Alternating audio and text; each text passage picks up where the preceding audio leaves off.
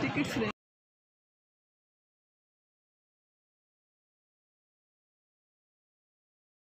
जी नाज़रीन, इस टाइम हम मौजूद हैं लोकेशन और मोनूमेंट के गेट पर मौजूद हैं।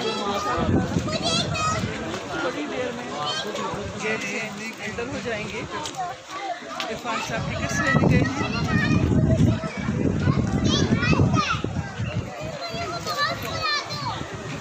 मौजूद है नाज़रीन, हिदायत हैं आने वालों के लिए कि किस तरह से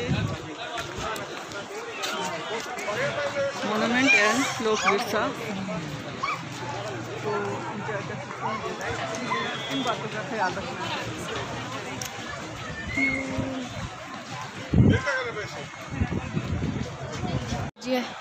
जी नाज़रीन, अब हम दाखिल हो चुके हैं पाकिस्तान मोनूमेंट के एरिया में और हम आपको इस तरह से 2 in 1 यहाँ पर होगा। मोनूमेंट भी देखेंगे और लोक विरसा भी।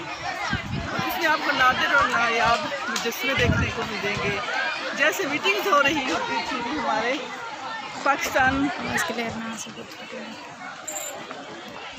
पाकिस्तान बनते वक्त या उससे पहले की जो तहरीक थी, जैसी तहरीक चली है, वो तमाम मीटिंग्स का इसमें आपको व्यू मिलेगा। जी पाकिस्तान मोनूमेंट सेवर एंड टच शॉप हमारे सामने मौजूद है।